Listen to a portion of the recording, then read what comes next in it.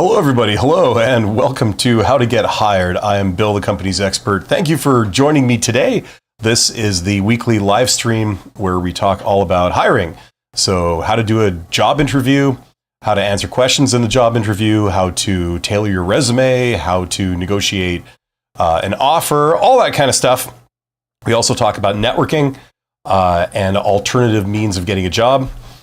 And actually, I hate putting it in those terms because networking is actually the mainstream way of getting a job. Most people get hired by networking and not by going through a recruiter in response to a job posting for a company that you have no connection with. Don't believe me? Look it up. Do your own research. I encourage you to do that and see how this stuff works.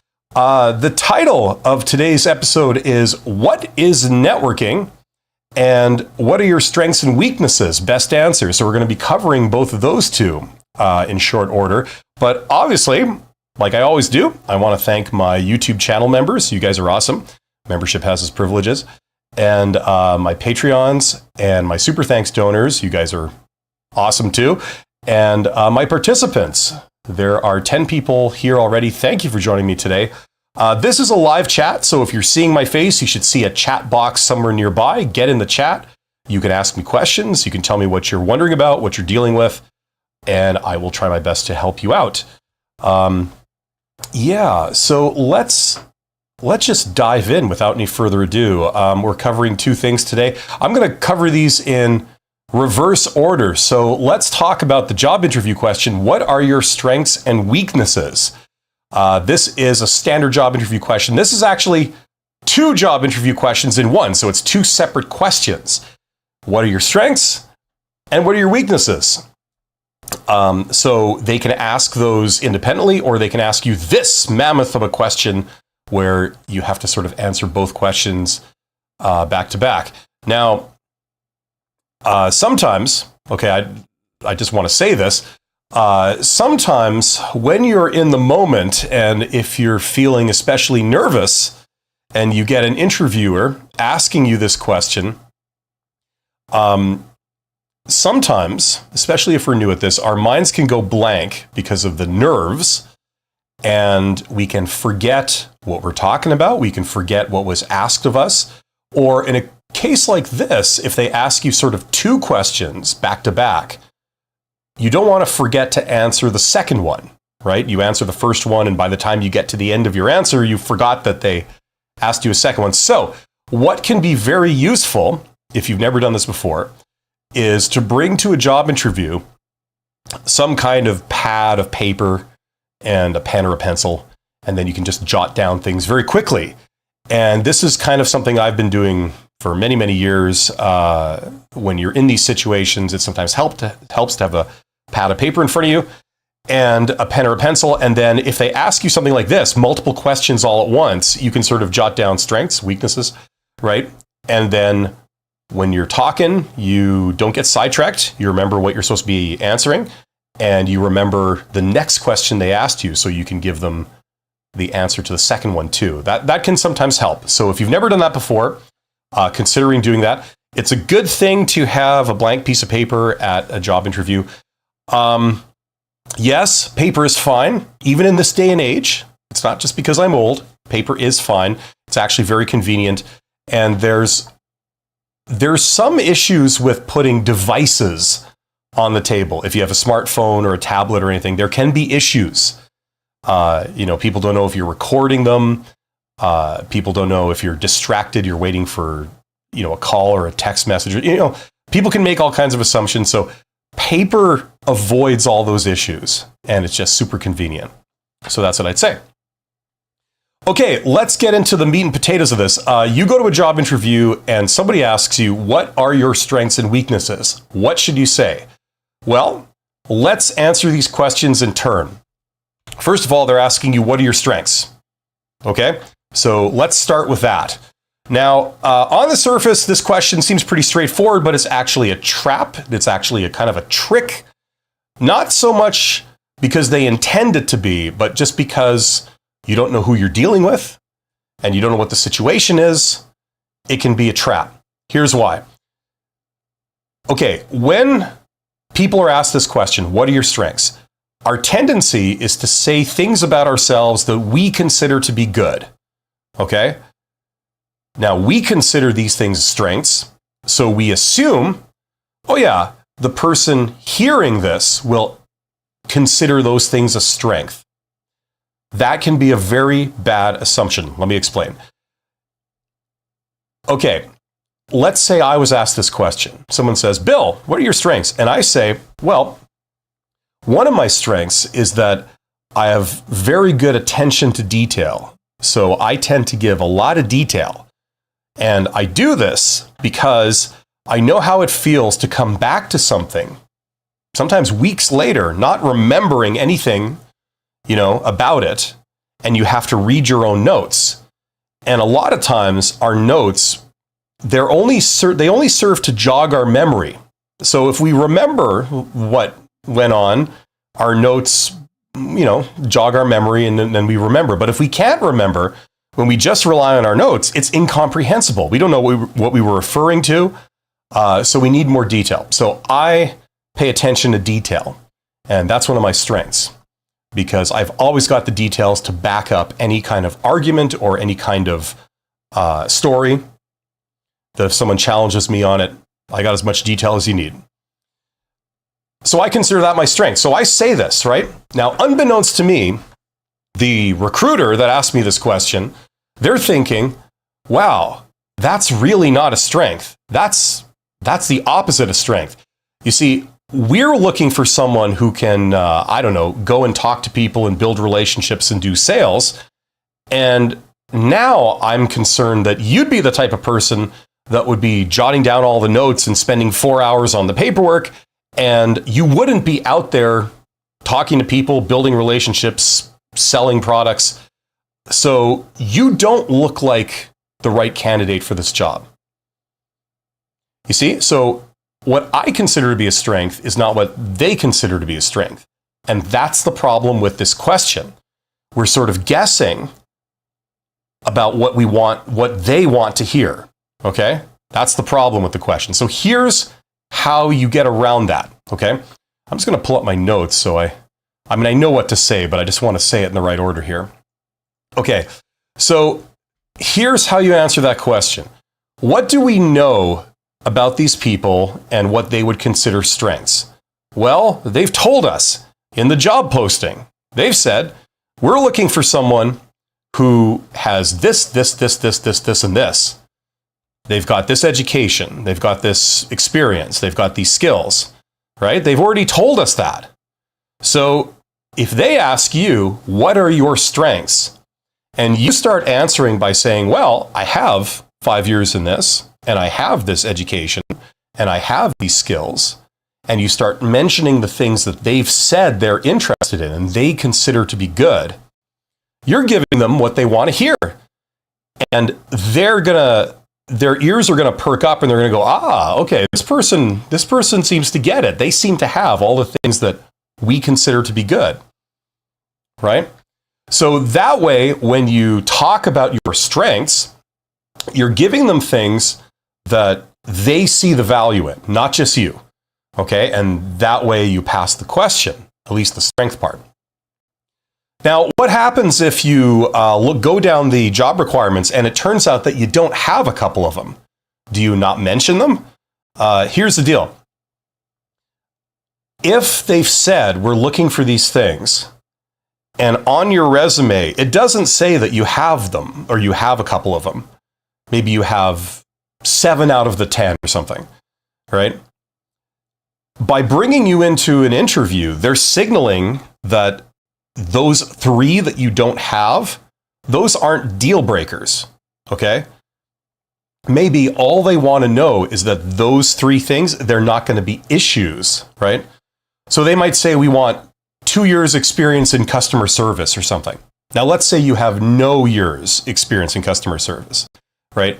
But you say something to put their mind at ease. You say like, well, when I was working in this job, I occasionally would interact with customers, and it occasionally involved answering their questions and resolving issues for them. So even though I've never worked directly in customer service, I have done that activity before, and I was regarded to be pretty good at it. So you say something like that and they think, okay, customer service is not going to be an issue for this candidate. So I'm not worried about that requirement. Okay, so you might not be able to say you have the requirement technically, but as long as you can put their mind at ease that it's not going to be an issue, you still get a pass. So that's how you answer the strengths component of what are your strengths and weaknesses. Okay, now we got to talk about the other half of this question, the weakness part, because they asked you what are your strengths and weaknesses. You guys like it? Does this look a lot more pristine when I get rid of the stuff off my screen? So the weakness component, it's a different question. They're basically asking you what are your weaknesses, or what is your greatest weakness, or some variant of it. Okay? Here's how we answer that part of the question. Okay? Now, a recruiter's job, and also hiring managers choose to do this too, they're looking for good things about you, the reasons why they would hire you. They're also looking for risk factors. They're looking for red flags. So if you say anything that might be considered a red flag, like let's say you meet all the job requirements, but you say, I have a terrible temper, or something like that. Like, you have the requirements, but that temper thing, that's a red flag. I don't know if I want to hire you if you've got this insanely short fuse or something, and you're 6'5" and 3 feet wide, and you can bench press my car. It might not be a good thing to have you around.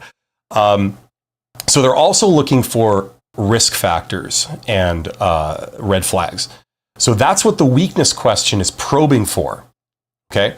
Now, the conventional wisdom is, and this is the answer that I've heard a lot of recruiters give, and I find that it's very dishonest and very self-serving, because in my opinion, they're feeding you misinformation.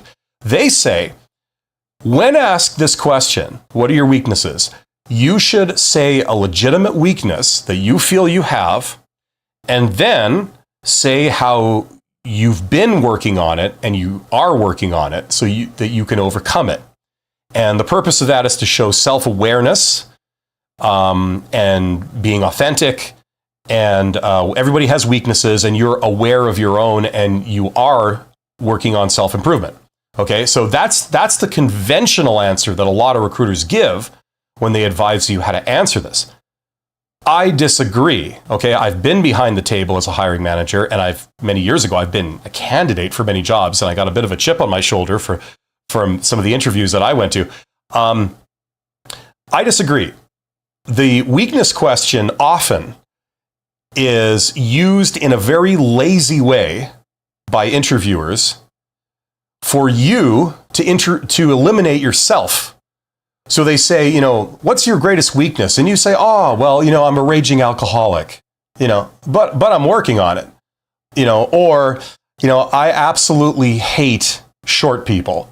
I can't abide short people. Just the sight of them in the office working with me, makes me see red, right? But apart from that, I've got a PhD, and I'm a perfect fit for the requirements, right? So you say this stuff, and their response is, well, thank you for your honesty. I appreciate your candor. And then they eliminate you, right? So you've just been given enough rope to hang yourself, as it were, right? So the other thing is that the point of view of the recruiter is that they start with a pool of candidates that's very big. They might bring 6 to 8 of those in to do interviews, and then you have, if there's one job at the end, you have to eliminate 5 to 7 of the candidates. Now, a lot of these candidates look pretty good. A lot of times, all of them, would be certainly capable of doing the job. So you've got to find reasons of eliminating them and selecting the one that you're going to go with. So if you have one candidate that says, I hate short people, or something silly like that, well, there's your reason to eliminate that candidate right there, right? So this question is kind of a trap, if you're honest and you say like, listen, my legitimate weakness is that, I can't do public speaking. I can't do presentations. I get so nervous, that I'm useless. I can't be given that kind of work because I just can't do it. I'm trying to work on it, but it's a real challenge for me. So you're honest and you're giving them like legitimate stuff here. And your big reward is that they eliminate you and they hire another candidate who, when asked this question, doesn't say anything incriminating, right? That's your big reward for this kind of honesty. So this is the problem. So how can we answer this question but not eliminate ourselves? Because we all have weaknesses. And if that's the only thing you know about a person, it looks pretty bad. You're making a bad first impression by saying this stuff. Okay? So here's the answer. Here's how you do this, okay? You don't give any kind of real weakness that could like hurt your chances at getting the job. You don't say anything that could sound bad or give the wrong impression. And here's how you do it. You give a legitimate, understandable side effect of a strength. Okay? So what would be a strength? A strength might be, I'm great at talking to people. I have a lot of charisma. People like me, and I'm really good at building relationships, positive relationships with everybody around me. Okay? So that's a strength. But what would be the side effect of that? Maybe it's that, that takes time. I don't spend as much time, if I'm a knowledge worker, behind my desk doing my work. Instead, I'm out talking to people. I'm out by the water cooler, whatever, right? So that could be a side effect. I mean, you could find several side effects. Maybe some people don't appreciate the fact that I go out of my way to do this. Maybe a lot of introverts kind of are a bit wary of me, or, whatever. You can find a side effect of doing this great thing. So that's what you say as a weakness, because it is. It's not technically a lie, but it's so understandable that they can't eliminate you because of it.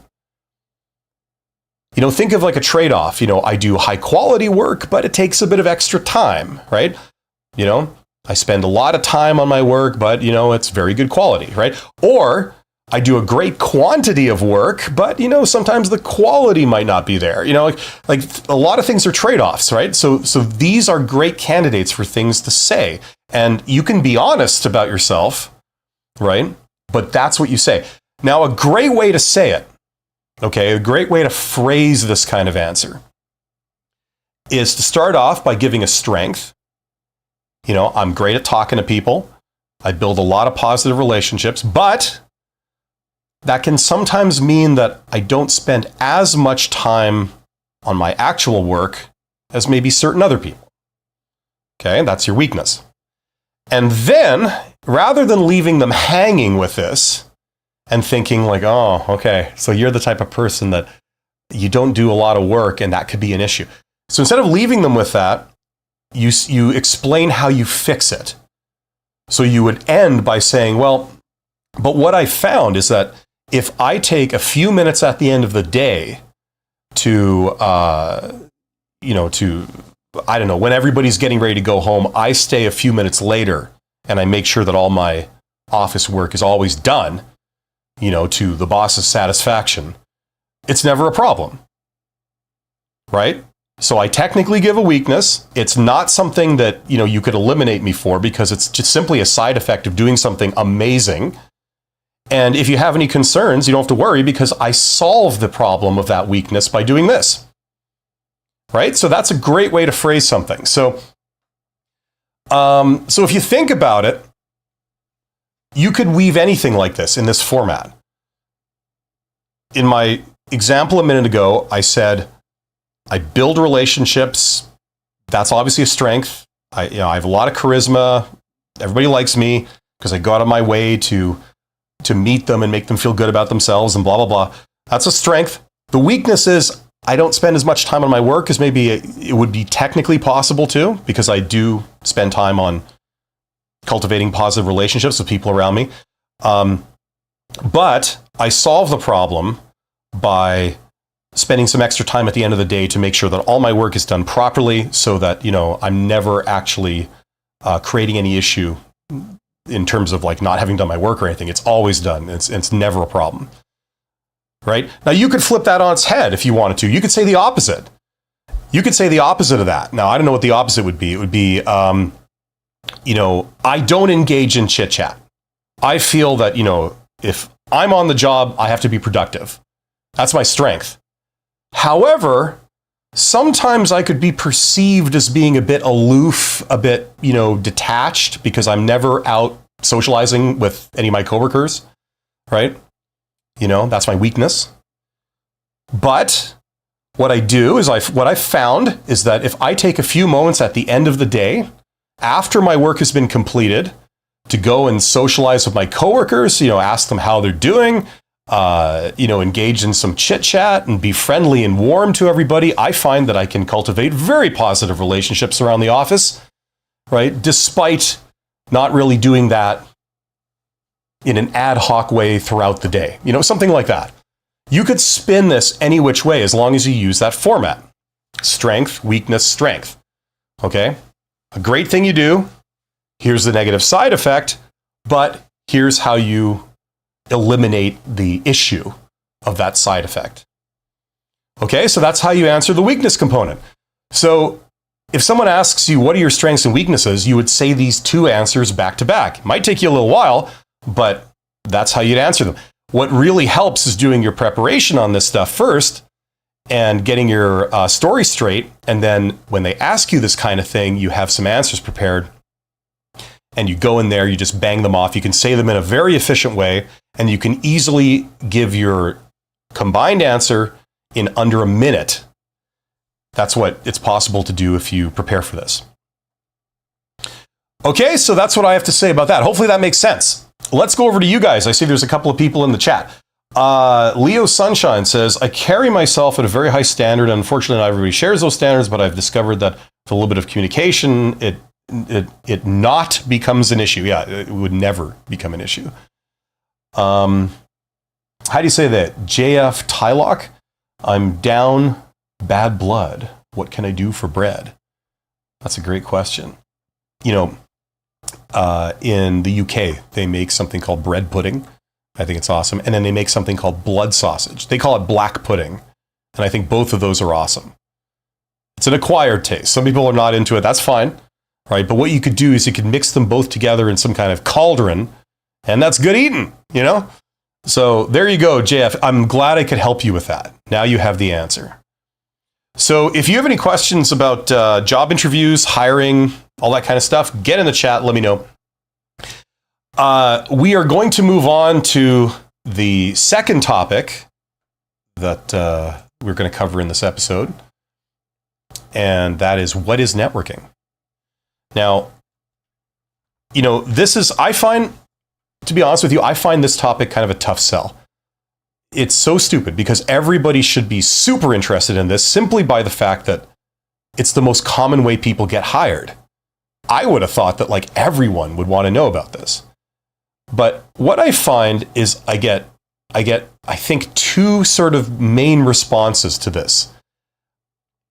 One is sort of denial. People say, no, that's not a thing. Networking is this thing that only slimy people do, where they do each other favors, and it's this kind of underhanded, slimy, unethical kind of thing. And the other thing I get is people saying, it can't be done. It's only done by elites. It could never be done by someone like me. What right do I have to talk to anyone else? So it's not an option for me. That's what I find people's reaction is to this. It's so perplexing to me. Maybe I've been doing this for too many years. I mean, I'm an introvert. I'm not an extrovert. Don't be fooled by the fact that I can talk in an office by myself. That doesn't make me an extrovert. If you are an introvert and you're fearful of this stuff, you hate this kind of thing, it's like, you might want to learn the absolute basics of it, because this can really open doors for you. You can get hired, and you don't have to change your entire personality. You don't have to tack on all kinds of skills that takes a lifetime to learn and all this kind of stuff. You can be very, very effective at this. So let's get into this. What is networking? Okay, I threw together a couple of notes on this. Okay, now, oh yeah, that's right. I was going to, in an effort to try and make this more visually interesting, I was going to include more ChatGPT type stuff. It's also a subtle way of encouraging people to use ChatGPT that have never used it before. Okay, but just as I adjust my camera here, there we go. But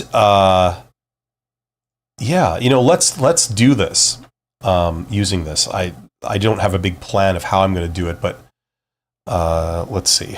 Okay, I've got to operate my own equipment here. Okay, you know what? I'm just going to do a little bit of an intro first. Okay, as I said, the two things that people say often is I'm not good at networking and that it's hard. And both of those are false. If you can talk to another human being, you can do this. Okay. Usually, if you're talking to another person who's very similar to you, it's usually not that hard. So if you're a technical introverted type person and you're talking to another technical introverted type person, presumably about something technical, does that seem hard? Does that seem like an impossible thing? Have you ever had like a conversation with somebody about what they do and what they do is very similar to what you do, right? That's not hard. You can ask people technical questions about how they do their thing. Or if this is outside of the work context, like let's say you're a fan of something or you're in a hobby group and you're a fan of, I don't know, painting little lead figurines or collecting little glass unicorns or, something like that. And you talk to somebody else who's into collecting little glass figurines and unicorns, and you're talking shop. You're talking about the different types of glass unicorns and where you get them and, the differences between them. Is that hard? Usually that's not hard for a lot of people. No matter how introverted you are, usually that's not too much of a problem, right? And that's what networking is. Congratulations, you are networking when you do that, right? You're talking to somebody else about something. Okay.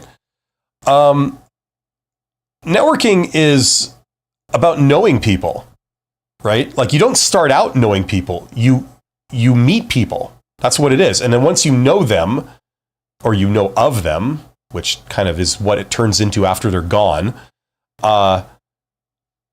you now have a resource. You now have someone you could ask a question to, or you could, contact and say, would you be interested in, participating in this thing with me, or, doing this joint sort of activity together, or can I get your opinion on this, or could I hit you up for that thing that you do? Could you do that for me? Like if you make glass unicorns, could you make one for me and I'll buy it from you? Whatever. Some kind of interaction, right? When I was a project manager, I had a big sort of, in the old days, you'd call it a Rolodex, like just a contact listing of the people that I would deal with for different projects. So whenever I had to deal with insurance, I don't do insurance. That's not my thing. So I would call my contact at the local insurance company, and she knew me, and I'd be able to ask her any type of insurance question. And I would, on behalf of the company, I would, pay them to do various insurance type work for us and stuff like this. So anything insurance, I would call that person, right? And then anything construction would be somebody else, right? This is the construction person we work with, and they've been working with us for years. So any type of construction question or any construction thing you need done, you call them. Ask for John, whatever, right? So you have contacts, and that's networking. So it's powerful in that now you can throw any type of insurance question at me or any type of insurance task at me, and I can get it done and I can get it answered. You can also throw any type of construction question or request at me, and I can take care of that too. I can get it taken care of because I know, I have a guy. I've got a person that I rely on for that stuff. So it makes me more capable, right? This is the power of networking. Now, does that sound like something that's out of your league? It really isn't, no matter who you are. I mean, simple idea, right? Well, networking in the context of getting hired is exactly the same, okay? So let's see, we talked about that, okay. So this is a good thing. Now, let's pretend that you happen to know people at all the major employers in your hometown, okay? Let's say you are a software developer, that's what you do, and you know people that are working for every big software developer in town. Okay, maybe they're ex-coworkers of yours. You all worked in a place 5 years ago.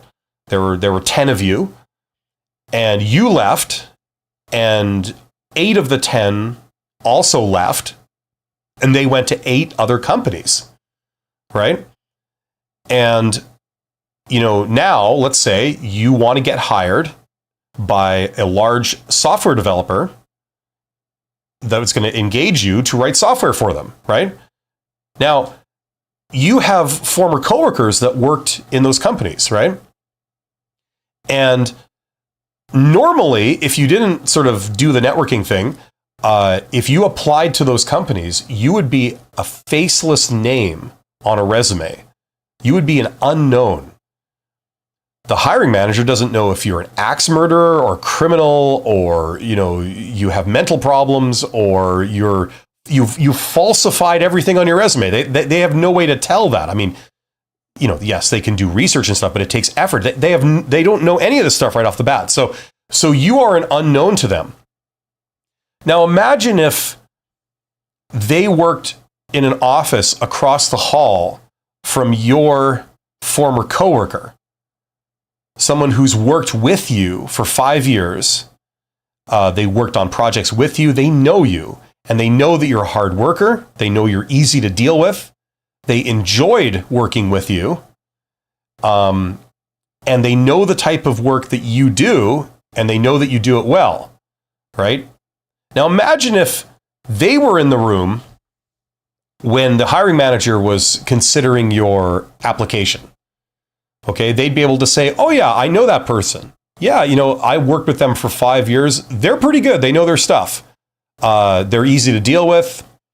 They're a reasonably hard worker, and there's nothing weird about them. I mean, I had a good experience working with them. They seem to do a good job, right?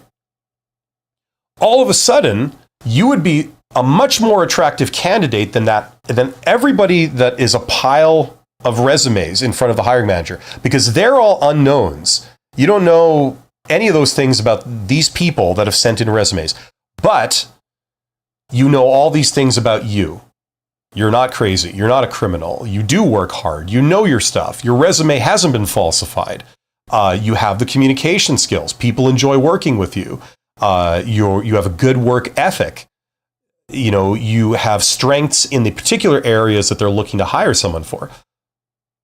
Right? That would be all pretty useful stuff for the hiring manager to know. And you would immediately jump to the top of the pile, right? It has nothing to do with any kind of corruption or anything like that. It makes you less risky because they know these things about you already, right? The hiring manager trusts your former coworker, and they know and trust you, right? So that's the advantage of this, right? Maybe they haven't even posted a job. Maybe you just reach out to your former coworker and say, hey, I'm looking. So if there's any chance, I mean, I don't suppose you guys would be hiring in the near future, if not right now. And your coworker says, I don't know, I'll check. And usually the answer is going to be no, but sometimes it's a yes, right? Now, if you're reaching out to 8 people, 8 of your former coworkers, right? The odds are is that maybe one of the 8 in their organization, they're hiring either right now or in the near term, and they can put in a good word for you. So you can reach out to the company, reach out to the hiring manager, say, I was asked by this person that you know, who's a former coworker of mine, they recommended that I reach out to you. And just to let you know that if you're looking for a person who can do this, I'm right here, and I'd love to work for you guys. So here's my resume, and let me know if you have any questions. Thank you very much. Right? That kind of thing. And like, that's another way to get a job. And most people get hired through methods like these and not applying cold. And if you don't believe me on that, do your own research on it. You will find that that's true. Okay, so that's kind of what networking is. Now let's get into it. Now we've talked about what it is. Let's talk about how to do it. Okay, so can you have a conversation with someone? Do you know how to have a conversation with somebody? Let's say you just met someone. Would you feel comfortable talking to them? Some people would say yes, some people would say no. Are you capable of asking them a question? If you say, hey, did you have a problem with traffic? I had a problem with traffic. Did you have a problem with traffic? Were the roads bad for you? If you drove there? Would that be beyond your capabilities to start a conversation by asking that? I think most people would answer no. No, you could do something like that, right? And then this person starts talking, right? Now, occasionally, like 5% of the time, you encounter a real jackass and they'd say, no, I didn't have any problem. And if you don't mind, I don't need to talk to anyone right now. Or some silly thing like that. 5% of the time you might encounter someone like that. But most of the time you'll encounter just a regular, friendly person who will answer your question and be cordial about it. And they'll say, no, the roads are actually good for me, but I know that this part of the city or whatever, it gets congested regularly. So I can well believe that you might have had problems coming in. Right? And that can be the beginning of a conversation. It's the icebreaker. Right? Now, the next question you got to ask yourself is, are you capable of asking them questions about something that likely they would enjoy talking about? What do people like talking about? Themselves, right? That's a human failing. We find ourselves super interesting. We find what we think really, really awesome. And we think that everyone would want to know, right? We also find like our jobs and stuff. We've got a lot to say about our jobs and we enjoy talking about. If we feel that someone is genuinely interested in listening, we enjoy talking about stuff we know and that we like. If you watch movies for fun, or you do sports for fun, or you have hobbies, if you felt that the other person genuinely was interested in this hobby that you share, that you really enjoy, it usually feels very good to talk about it, to say what you think about it and what your opinions are about it. You know what I mean? So the question is, can you ask someone a question about something that they'll likely know about and want to talk about? Are you capable of doing that? Especially if you've already sort of broken the ice. Most people would say yes. Most people, yeah, I could ask them a question. If you're a computer programmer, you're talking to another computer programmer, you say, how do you write this type of code? Do you do this method or do you do that method? Which one do you use? Right? Like you can ask questions like that, right? And the other person can answer you. They say, I always use this. You see, I found that this one works better because of this, right? That's all you have to do to network. That's it. You have to do those two things. You have to be able to strike up a conversation with somebody, usually an icebreaker, where you maybe ask a question, and you talk about something that you both have in common. The traffic thing fit that example. Where, if you both drove to that location, like it's a business place, you both came from home, and if you drove there, you have the traffic in common, right? You know what I mean? So you could ask, did you have problems getting here, or did you get stopped by the rain? Like whatever, that kind of stuff. And that just breaks the ice. That gets them talking. And then if you're capable of asking questions about something that they might want to talk about, which is themselves and their job and what they do, all you have to do is come across like you're genuinely interested. Presumably you are, right? And that's all you have to do. You can have an awesome conversation with a stranger. You can learn a ton about what they do, what their thoughts are about, how things are done. You could learn a bit.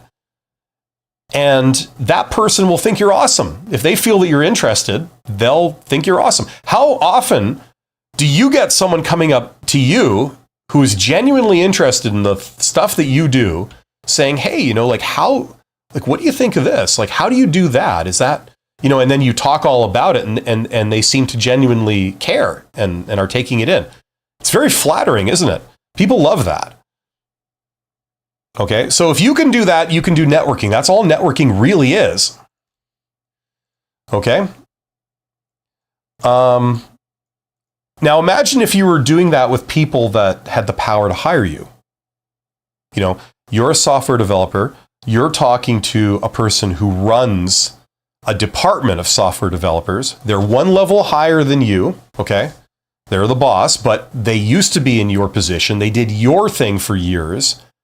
You understand software development, they understand software development, and you're asking them about like how they do their job or what their opinions are of software development, and they'll go on forever, especially if they think you're interested. And then at the end of it, they'll love you. They'll think, wow, I really enjoy talking to you. Right? Now, after you've done that, it might be possible to approach that person again and say, hey, just so you know, if ever you're looking for a software developer, let me know, because I think I was really impressed by what you said the other day. I know of your company. I'd love to work there. So if ever there is an opportunity, give me a call. Does that seem beyond you? For most people, I would say no, that shouldn't be beyond you. That should be pretty simple stuff to do, right?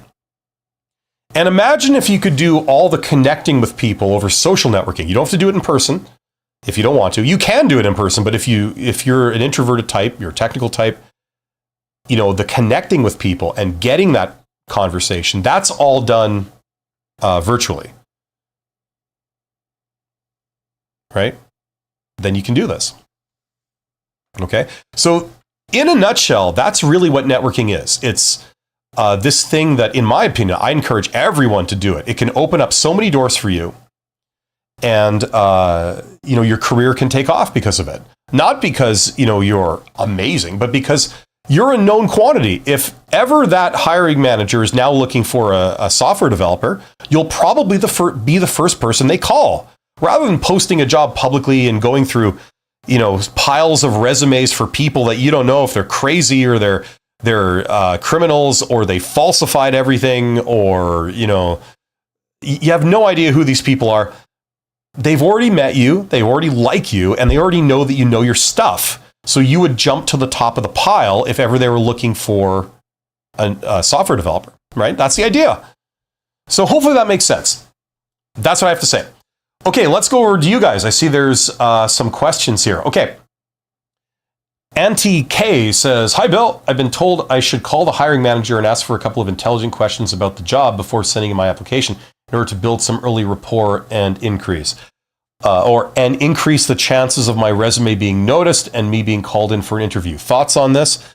Okay, so let's imagine, let's pretend the roles were reversed. Okay, Auntie K. Let's say you need to hire someone just to help you with an event. You're putting on a wedding or something. I don't know, like a family event, but you can't do all the catering and all the decorations and all the manning the door and dealing with the setting up the room, and then dealing with the band and dealing with the holy person that officiates it, and dealing with you can't do everything yourself. So you're going to need some help. So you decide to hire someone for the day. Okay. I need someone who can deal with the music and the invitations and man the door. Okay. And then show people to their seat or something. And I will do the rest. Okay. Now, let's look at what you just said here, okay? So somebody applies, they send in their resume, and then you get a call. You see their resume on your desk, and then you get a call from them. And they're asking you a couple of questions. Is it a big wedding? And, do you have live music? Right? Would that do any good? Well, the answer is maybe yes and no. It depends how you do it. The other thing is that wouldn't it have been better if before this person applied, before you even posted a job, right, this person reached out to you and said, like, listen, I don't know if you're planning to do a wedding, but if ever you are, okay, I hope you will check out my company, okay? What sets us apart is this. And, we can help you with that if ever you need that, right? Now, if they had done that, and then now you need to put on a wedding, right? What are the odds that you would get them versus posting a job, excuse me, and, evaluating every application that comes in, and you will be inundated with applications in this day and age. That's usually how it goes, because it's so easy to apply for jobs, to discover them and to apply for them, that, you get inundated with like hundreds of applications, right? So, this isn't bad advice. It's better than not reaching out, okay? But what I'm trying to say is that it would be even better if you did it before someone posts a job, because after they post the job, now you've got hundreds of competitors, right? If you reached out to them before they even posted the job, then, your odds would be much greater. They might not even post it. They just give you a call and say, hey, yeah, I need someone. Are you capable of doing this and this? Okay, let's do it. Do you see how much easier that is for the hiring manager? They don't have to post a job. They don't have to write job descriptions. They don't have to filter hundreds of applications. They don't have to interview anyone, right? Because they've already met you. They already know what you can do, right? And they know that there wasn't an ulterior motive because they hadn't posted a job at that time. You had just said, if ever you're doing this, please give me a call, right? Imagine if it was even more innocent and you weren't selling anything at the time.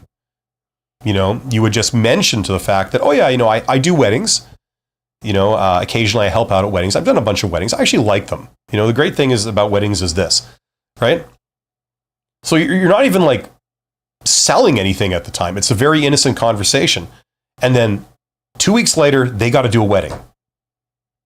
And they think, okay, I need help. What would you do? You'd probably call up that person you had met. They had said they do weddings. So it's like, hey, can you give me a hand with this? Right?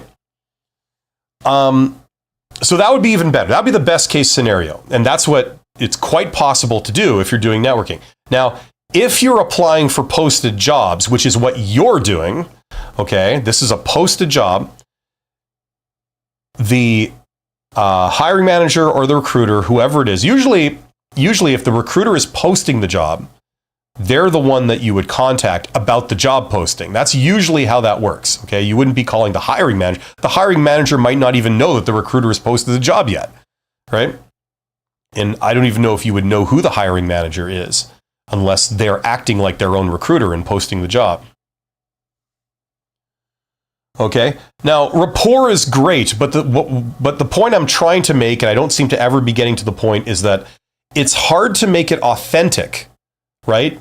If you're trying to strike up a conversation where you obviously have a vested interest, you want the job, but you're trying to make it seem like you're friends and you've got some innocent questions, even though you're putting yourself forward for it. You know what I mean? Like, what would you think? You're the judge of a competition. One of the contestants wants to talk to you. Are you going to be like, hey, yeah, let's be friends. What you got? How's it going, buddy? You're probably not going to act like it. You're going to be a bit suspicious. Yeah? What do you want to talk to me about? I can't give you any special privileges. I'm the judge here. You see, it's not the greatest situation. What would be better is if you contacted the recruiter and you said, like, I have this. Does it make sense for me to apply for this? You said you're looking for this, but I'm not sure if that includes this. would it make sense for me to send an application? And if they say, yeah, sure, it seems like it, you can then say, oh, okay, sure, then I will apply. Thank you. Something like that. It's a little bit more innocent, right? But it's still an artificial situation. So does that make any sense? I mean, yes, you can do it. It's better than not reaching out at all, but these are not the ideal circumstances under which you would reach out to somebody, right? Okay, hopefully that makes sense. Dave Kilpatrick says, I just found out I lost my job. Oh, that sucks. I'm sorry to hear that, Dale. And this pops up. Dad of 2 young girls. I don't have many qualifications, so a little stressed. Okay, Dale, here's what I'd say, okay? There are many different methods to get a job, okay? Don't just do one of them. Do at least a couple of different things. Okay, now one of those, the most default thing for a lot of people, is to go on the internet, look for posted jobs, and start applying for them with applications. Okay, usually includes a resume, right? And then try to get interviews, and then you pass the job interview, and then you get an offer, and you do it that way. Okay, so I'm not going to say don't do that. Like, you want to try every avenue, okay? But what I will say is this.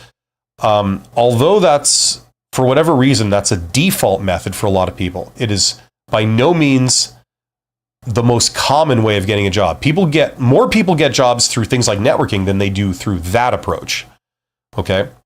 And the other thing is that all the jobs you see posted, all of those, that's only about 20% of all the jobs that are actually out there.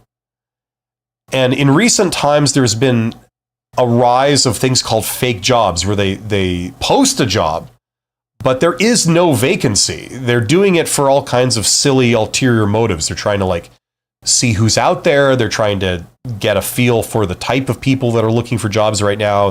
So they might even interview you, but there's no real job at the end of it. So look up that. It's called fake jobs. So that's become a thing in the last year or two. Okay, so that's making that method even less desirable. Okay, but I'm not going to say don't do it at all. You want to check in with that and look at what jobs are available around you. Okay, now what I would say is don't just do that one thing.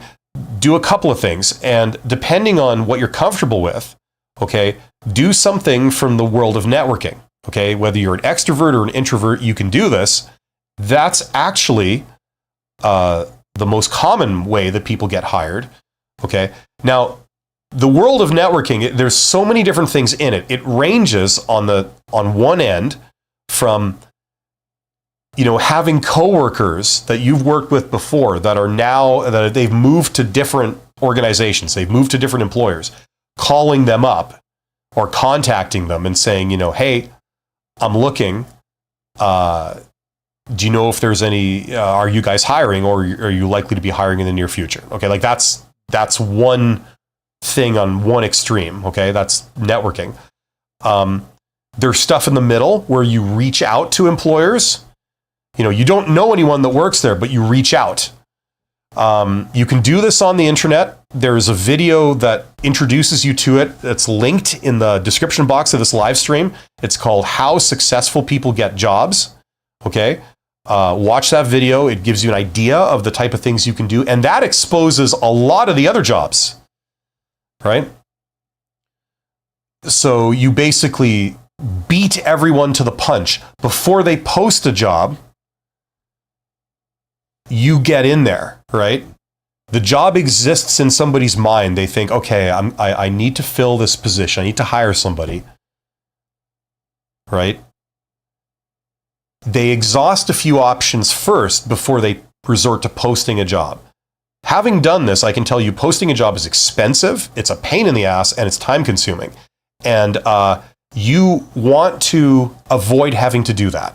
So you first, if you're a hiring manager, you've got to fill a position. You think, who do I know that might be able to do this? Is there somebody available that I know and trust that's capable of doing this, that I could just call them up and see if they want to do this? And if they do, then great.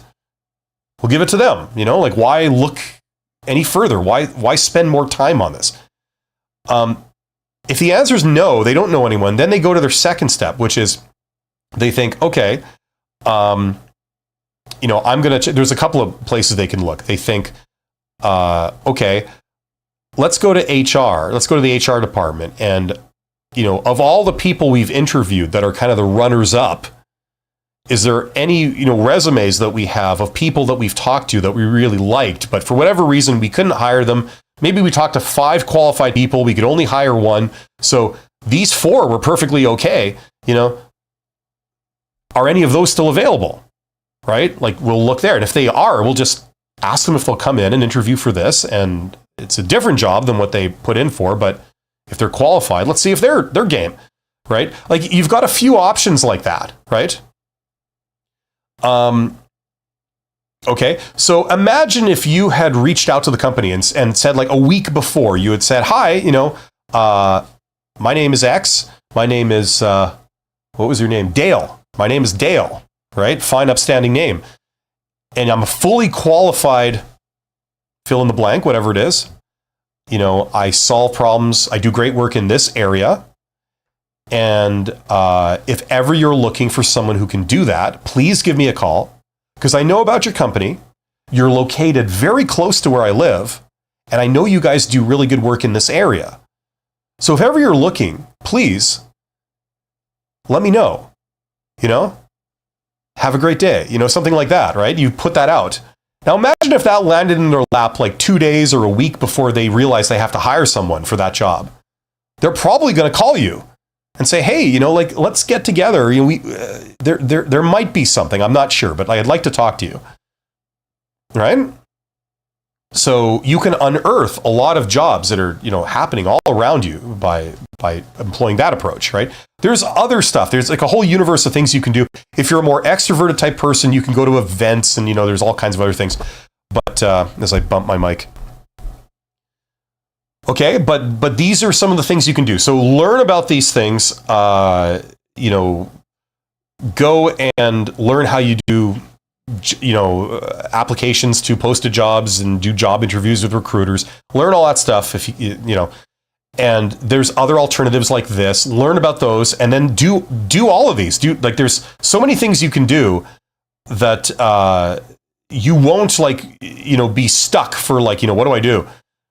Okay, there's a lot of things you can engage in that will lead to different opportunities. Okay?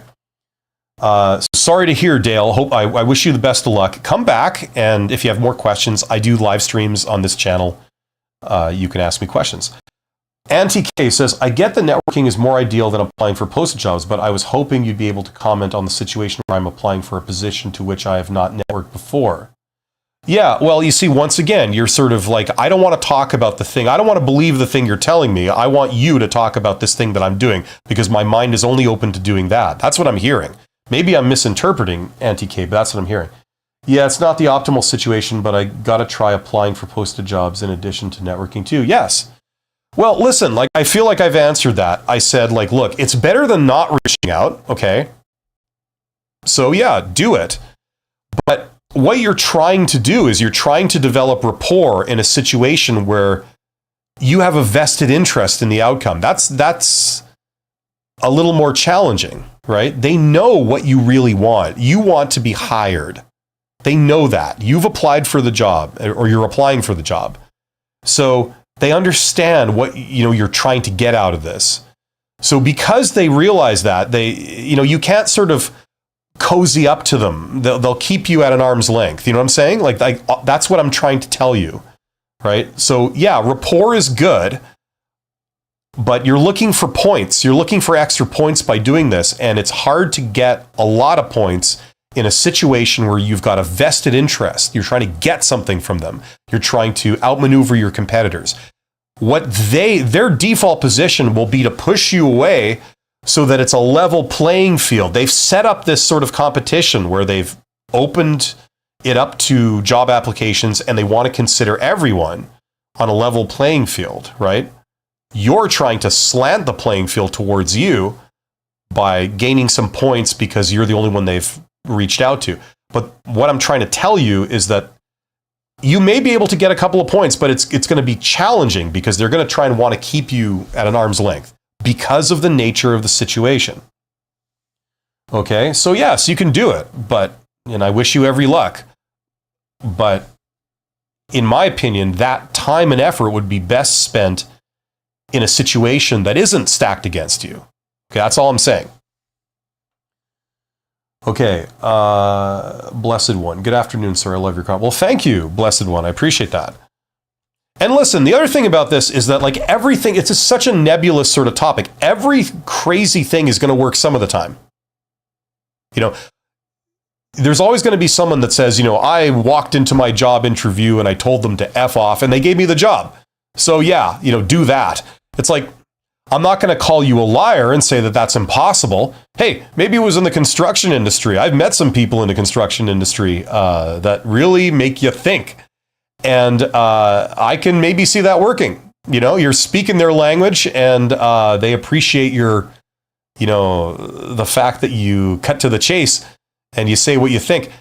You know, hey, I'm not calling you a liar. Maybe that did work, but would I recommend that to everyone to do? No, I wouldn't. You know what I'm saying? So, you know what I mean? If you feel it's the right thing to do, go for it, and you never know. Trevor says, how do I get paid more in my current role? The 1 to 3% annually hardly moves a needle. Oh, how much time do you have, Trevor? Okay, how do I set this up? You see, this is the problem with being a technical introvert. I get overwhelmed by these big topics. How do I start? Okay. The motivation for employers is to pay you as little as possible. I think you know that, right? They don't want to just give out money to everyone who asks for it. Not only do they not want to do that, even if they wanted to do it, they probably can't do that, right? They have a limited budget. They make a limited amount of profit or a limited revenue. There's only so much, right, that they can pay out. Okay?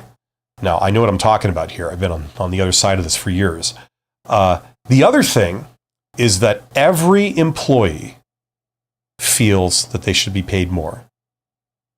Regardless if they're good or bad or somewhere in the middle, they all feel they deserve more. That's universal. Okay? They've done studies on this. They've done studies on this in business. They've done studies on this in psychology and sociology. And this is a known thing. It's an aspect of human nature, right?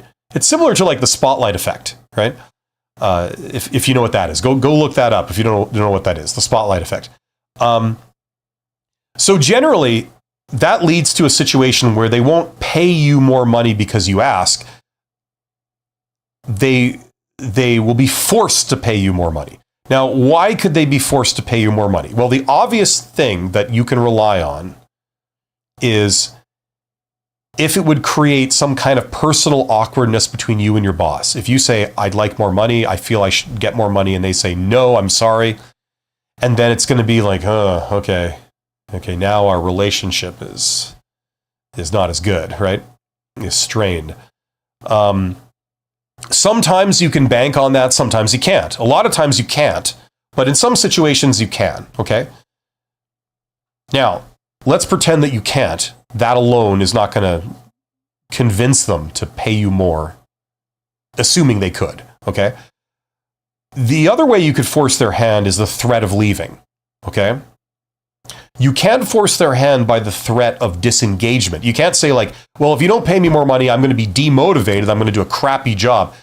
That's not a good strategy because then you're just painting a target on your back. They're going to replace you if you actually followed through with that and started doing crappy work. It's not going to achieve the goal you're wanting. It's going to get you fired, okay? So I'd highly recommend against doing that. But you can use the threat of leaving. Okay, that will cause them pain. If you say, well, if you can't pay me this, then just so you know, I'm giving you my notice. 2 weeks or 3 weeks, whatever. Now, the problem is that if that's a bluff, You need to be prepared for your bluff to be called. Okay, you can't just bluff. This is the problem. A lot of people, standard employee behavior is to then say, well, I'm going to leave, right? That's their standard reaction. And 90% of the time, it's an empty threat. They don't leave. And experienced managers know this. They know that everybody wants to be paid more money, and they know that everybody says they're going to leave, but 90% of them never do. It's an empty threat. So they can call your bluff. They're perfectly capable and comfortable calling your bluff in the vast majority of situations. That's the problem. Okay? So what you do, the way to do this properly is to put yourself in a situation where they can call your bluff. So you've got alternate job offers. Or if not that, you manage to get lots of interviews lined up for good jobs, like in a very short period of time. It suggests that something will come along very soon. And you're willing to take the risk of them calling your bluff and saying, we'll go then, right? Or, based on what you've said, we know that you're no longer motivated, so we're terminating you, right? Okay, so the way to do this, this is what people don't want to hear, but because it involves work. But it should involve work. Like if you're really worth more, and someone says, prove it, you should be able to, if it's genuine. If you can't prove it, it just shows that it's all talk, So that's how you do this. You go out, you get competing job offers. So if you're dissatisfied in your job, what I would say is don't disengage, don't threaten to quit, don't make a big, scene out of it. Just start looking for other jobs on the down low. See if you can get something lined up. And then you can go to you'd be able to march up to your boss and say, like, look, as I've said, I feel I deserve more money for the work that I do, for the benefit I provide. I'm being paid X. I need X plus 10 or X plus 20. And I need you to do this in the next, 2 months in that kind of time frame, for me to continue working here. And then they might adopt their default behavior, which is, no, sorry, we don't do that. Our process is you do whatever we say, and you take whatever we pay. And you say, okay, then please accept my resignation. I will send you an email later today. I'm giving you my 2 weeks notice or whatever notice you need to give, right? Now, if it's legitimate and they can't actually pay you anything, they'll basically be, oh, I'm sorry to hear that. Goodbye. But in some cases, when they were bluffing and you actually are, underpaid and you provide a lot more benefit to them, which is a lot of the time, what usually happens is they go, oh, wait, let's discuss this, right? Sometimes they let you leave. I've seen that several times where they'll actually let an employee leave, and then the day after they actually leave, their last day, they've cut the cord, the boss calls them at home. Okay, let's discuss this. Right? Come on back. You got your money. Because at that point, the employee wasn't bluffing. So like, okay, I don't have a problem paying you what you're clearly worth. Other people are willing to hire you. You don't, it doesn't make sense for you to work here at this money. Okay, gotcha. Right? So that's the general approach for this kind of stuff. Obviously there's a lot more detail about how all these things work, but that's basically, hopefully that frames it for you. That's the situation.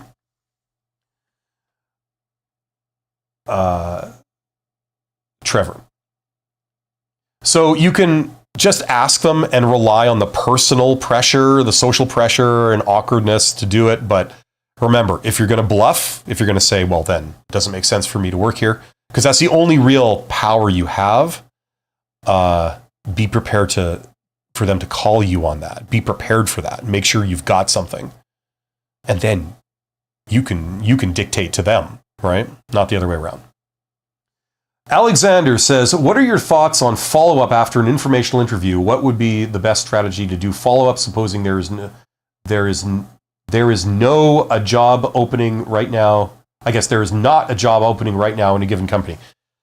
Okay, well, I don't understand. You're doing an informational interview, but you're talking about jobs?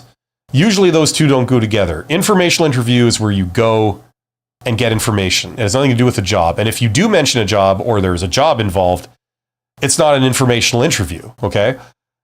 you'd be doing some kind of job interview. Maybe it's an informal job interview, but it's a job interview nonetheless. Okay. Now, what I've done for informational interviews is I've done informational interviews with a bunch of people. And what I would do in some cases was I'd back off for a couple of weeks or something and then contact them again and say, hey, I've been thinking about what you said to me, a couple of weeks ago when we met, and that really got me thinking, I would be interested in maybe doing something like that, whatever it is, like if this is leading to a job or a contract or, whatever. Or you're trying to get like a recommendation out of them. Like I'm thinking of maybe, going and hitting them up for like, some contract work or whatever, would you be able to assist me with that? Could you arrange a meeting between us or something like that? Or, maybe you're trying to hit them up for a job, I suppose, in your case. You'd say like, hey, I was thinking about something you said, that sounded really, really cool. And I've never thought of that kind of context for the work that I do in. I just want to say, if ever you're looking for someone to help you with that, let me know, because I'd love to work for you guys if you're doing that kind of thing or something like that. I don't know. You can maybe craft some kind of message like that, and that might be a way to do it. So it seems kind of innocuous. It seems like that wasn't my plan all along, and there hasn't been an ulterior motive for talking to you. But it's inspired by learning a bit about you or your company or whatever. You could maybe try something like that, and that might possibly do it. McKinley says, do you ask a job if ethnicity, race is an issue? I don't like to answer very political questions. Right now, ethnicity is a very politically charged kind of thing in hiring. So I don't comment on it. I don't think any good comes of it. If you suspect that there's all kinds of political things going on with ethnicity not in your favor, then look elsewhere. Like, it's like what I say about ageism. If you suspect that, they're biased against you because of your age, it's like, look, the way I approach these things is I don't see myself as like a righter of wrongs. I'm gonna like change their mind. I'm gonna show them up and show them how wrong they are and call them on their stupidity. I look out for myself. Now, if these people are morons and they're biased against this thing, I'm not going to deal with them. I'm going to go somewhere else where they're not biased against that, and they don't have those hangups. So that's my sort of default way of dealing with things. So race would be a thing in there. Blessed One, what would be the best way to explain a previous arrest with a no contest plea? I don't know. I haven't really dealt with, I don't have a lot of experience in that area. Besides, I imagine that would change based on what country you're in. Now, I'm in Canada, and how we deal with ex-cons in the workforce is, I imagine, different from the United States and the EU and other countries. So it would probably be tailored to your specific country, in which case there are people that are experts on that stuff specifically, and they would be able to advise you a lot better than I could about what you should do in your situation. Okay, so hopefully that makes sense. We seem to have gotten down to the end of the questions here. Blessed One says, I'm in California. Yeah, like I have no idea what California law is to do with it, or even if that's at the state level in the United States or it's in the federal level. I have no idea. So I would talk to someone that's in California that could advise you specifically on maybe what you should do. You're welcome, Blessed One. I know that probably wasn't very helpful, but yeah. No, when I don't know, I'm going to say I don't know. I'm not going to just give you some bullshit, answer that. I know some people do that. They don't want to make it look like they don't know the answer, so they just say something like authoritatively when it's crap. I'm not going to do that. But yeah, like go and find out who would be the people to advise. Like maybe just a Google search or a Chat GPT search. I mean, I got Chat GPT out and I didn't use it. I just realized that, like you could probably ask that question. Just go in and say, I can't actually cut and paste. No, I can't. But, and of course my microphone is in the way. I'm just going to do this one last thing here. Okay. If I was in California. How do you say it? California. I just remember when you guys had Schwarzenegger as your fearless leader there, the governor. As I misspell California. If I was in California and I had previous arrest, okay, with no contest plea. I think plea is spelled like this, right? Okay. How to explain it? You don't even have to have great grammar. This is what I love about this thing. How could you explain it to a hiring manager so it's not a problem? Something like that. I don't know. Right. Let's see what this thing says. Can I zoom in here? Now, I don't know how valid this stuff is, okay? But this is what ChatGPT says for what this is worth, okay? For what this is worth. Be honest but brief. Okay, a few years ago I made a mistake, faced legal consequences. I chose to plead no contest, okay? Focus on growth. So basically it's like, the conventional advice for the weakness question related to the job. Emphasize how you've been responsible since the incident. That would be probably pretty important. If someone was making a case for me, okay, stay positive. Okay, certain protections exist. So here it'll give you this. I don't know what any of this stuff is. I'm not in California.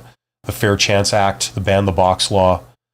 Okay, so and then you can go in deeper. You could ask this thing follow-up questions. So I mean, I don't know if that's useful or not, but that's kind of a starting point, right? Okay. Well, thank you guys. Thank you for being here. I do this live stream every Wednesday at this time, so come back next week. I'm actually also live in about 40 minutes with the other live stream I do, Honest HR Nitrous. So check in with that. If you are having issues getting hired, you don't know what to do, and you'd like a sort of template, I've put all my advice into one course. That's this course right here, my Get Hired course. There is a link to it in the description box below this video. Check it out. I've also done like videos that are FAQ, explaining all about the course, how it works, so you know what you're getting into. If you want to learn business, check this out. My $100 MBA course, fantastic course. I created that for people that want to learn business. Best bang for the buck you're going to get anywhere. You can go super deep, or you could just skim the material, just get like a sort of basic overview of how business works. This will help you do better in your job. And if you have any entrepreneurial type aspirations, it will help you there too. So you can do side hustles and make money. And, if you want to be a business owner, you can do that too. And if you're wanting to get promoted into upper management, like executive management, I have this, where I write like a professional course. That's for high level communication skills. Okay. I employed a lot of this stuff when I was a CEO, when I was an executive. It's one of the things that sort of separates people that can sort of get promoted up to the executive level stuff and the people who can't. You need to tack on a few skills if you're going up to do those roles. So this is one of them. So if you're interested in that, check that out. There's links in the description, along with videos that explain how the courses work and all that kind of stuff. Okay. One last thing. Carmiego says, how important is it to learn the company core values when you are sending many CVs? Just learn them once and you have an interview. I wouldn't learn them at all when you're sending CVs. If you're going for an interview, then, it's somewhat important. You should be doing a couple of minutes of research into the company, right? So you should know what they do, how big are they, where their head office is. Like, is this their head office or just some weird tiny branch office? That's kind of important. You should know that stuff. Now, going beyond that into like, what's the name of the CEO and what are their values? Like, personally, I don't think it's that important. I know a lot of other people might advise you to like, bone up on all that stuff. And maybe it might get you some points if it does come up in the interview, but the reality is that a lot of corporate values are a bunch of bullshit management jargon that doesn't mean anything. I think we can all admit that, right? It's written more by the PR department than it is by the strategic management of the company, right? You know, and it's just meaningless. If their mission statement is a paragraph and, you know, their vision is like another paragraph, you can assume that it's BS, right? They'll say all these contradicting things, you know, our priority is quality, yet we care about safety, yet we do things efficiently, yet we produce the best product in the market, yet we care about the environment, yet we also look out for our shareholders. You know, like it's just gobbledygook, a lot of that stuff. So maybe I'm being a bit cynical about it, but you know what I mean? Usually, in my experience, my limited experience, companies have sort of two sets of values: the public values and their actual values, right? Their mission, vision, plan, and tactics, where the mission is like one line. You know, we're here to sell as much of this product as we possibly can. And then our vision, here's how we're going to do it. We're going to do it by providing the best quality product on the market or the best price on the market. How are we going to do it? That's where we talk about maybe safety and stuff like that, right? That's the official values. The stuff they post on the website is written by the PR department, and a lot of time, ask the executives if they even know what it is. I'd be interested in that answer. So I'd say no. Okay. Come back in half an hour for my next live stream, Honest HR Nitrous, where we really get into the reality of business and hiring and employment and how the world works. It's super cynical. You'll love it. Okay. Thanks, guys. You guys are awesome. I wish you nothing but the best of luck. Take care.